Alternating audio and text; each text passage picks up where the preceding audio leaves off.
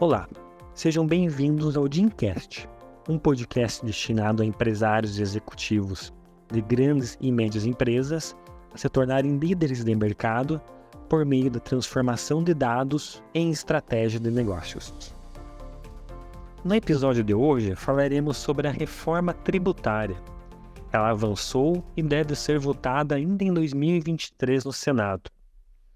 O que parecia distante e que muitos desacreditavam que teríamos de fato uma reforma tributária, tão logo enganaram-se.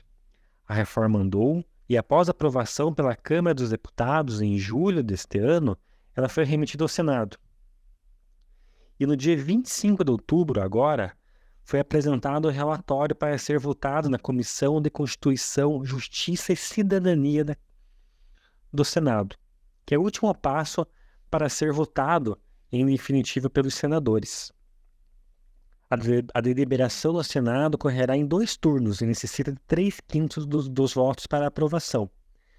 E caso haja alteração, ela voltará à Câmara dos Deputados para nova votação naquela casa, que culminará com a sua promulgação. Diferentemente de leis, reforma à Constituição não é submetida à sanção ou veto do Presidente da República. O próprio Congresso Nacional faz a sua promulgação. Me chamo Guilherme Dometérco, sou advogado e sócio do escritório Amaral e Asbeck. O relatório aprovado agora, dia 25, meteu as 3 propostas de emenda à Constituição, que pretendem, cada um a seu modo, uma ampla reforma da tributação sobre o consumo. Temos a PEC 45 de 2019, de autoria do deputado Baleia Rossi, a PEC 110, também de 2019, cujo signatário é o ex-presidente do Senado, Davi Alcolumbre, e a PEC número 46 de 2022, do senador paranaense Oriovisto Guimarães. Objetivos principais das 3 PECs são simplificar e modernizar o sistema tributário nacional, desonerar as exportações, eliminar a cumulatividade do sistema, reduzir a litigiosidade e combater a guerra fiscal entre os estados. E, a princípio, tudo isso sem alterar a carga tributária total. O elemento central da proposta é a criação do Imposto sobre Operações com Bens e Serviços, o IBS, que tem a natureza do Imposto sobre o Valor Adicionado, chamado e conhecido IVA. O IBS substituirá tributos federais, estaduais e municipais. No âmbito federal são extintos IPI, PIS, COFINS, IOF, salário educação, contribuição sobre o salário educação. No âmbito dos estados, é extinto o ICMS e, por fim, também é suprimido o ISS em municípios e também no Distrito Federal. Ainda no campo dos tributos indiretos, a PEC número 110, de 2019, prevê a instituição do imposto seletivo, que incidirá sobre a energia elétrica, telecomunicações, veículos automotores, bebidas alcoólicas e não alcoólicas, petróleo, seus derivados, cigarros e outros produtos do fumo. Quanto à tributação sobre a renda, a PEC 110 prevê a incorporação da contribuição social sobre lucro líquido ao imposto de renda. Por sua vez, a contribuição social deixará de existir. E no que toca aos tributos sobre a propriedade, a PEC amplia o alcance do IPVA de forma a incluir embarcações, helicópteros e aviões e transfere o produto de sua arrecadação aos municípios. Também transfere o ITCMD para a esfera federal e destina sua receita aos municípios. A base tributária do IBS inclui todos os bens e serviços. Sua regulamentação é única e uniforme no território nacional. Vedado a adoção de uma norma estadual autônoma, exceto nas hipóteses previstas em lei complementar que ainda será analisada. O IBS tem uma alíquota padrão e a arrecadação ocorre no estado de origem da operação, embora a receita pertencerá ao estado de destino.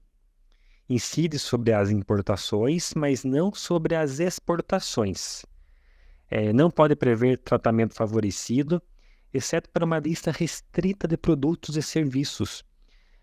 Na própria PEC já consta essa lista, cita-se alimentos, medicamentos, transporte público coletivo, saneamento, educação, entre outros serviços.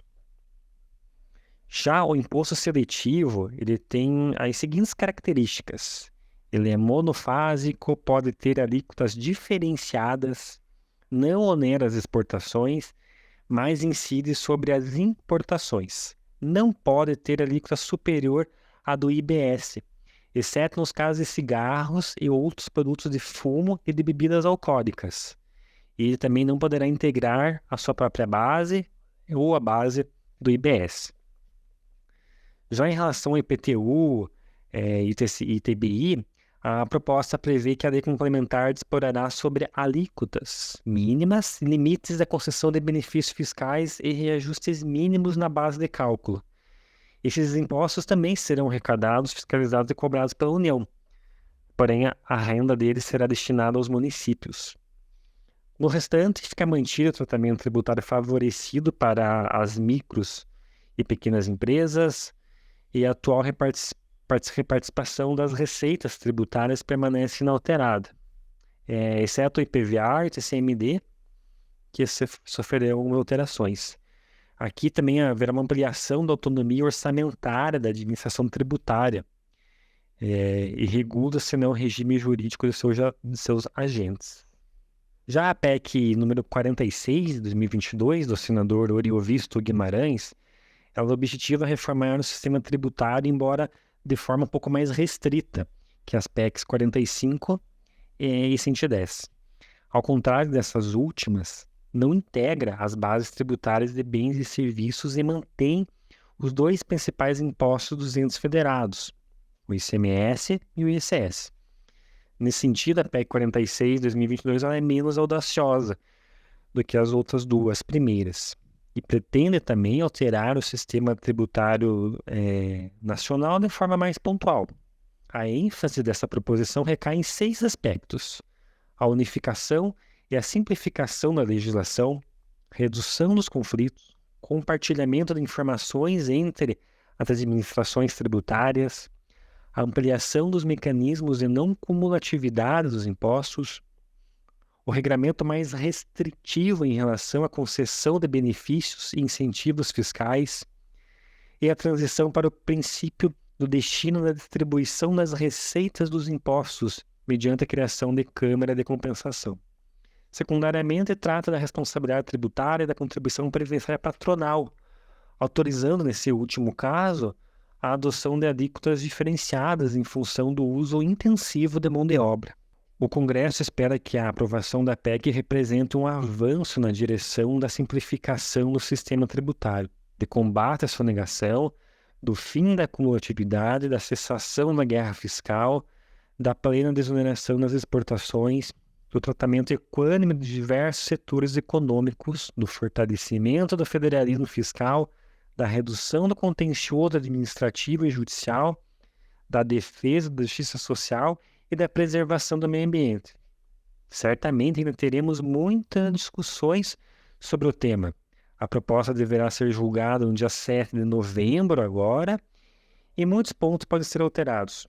Torcemos para que a proposta aprovada seja, de fato, capaz de atender à sociedade e à economia do país.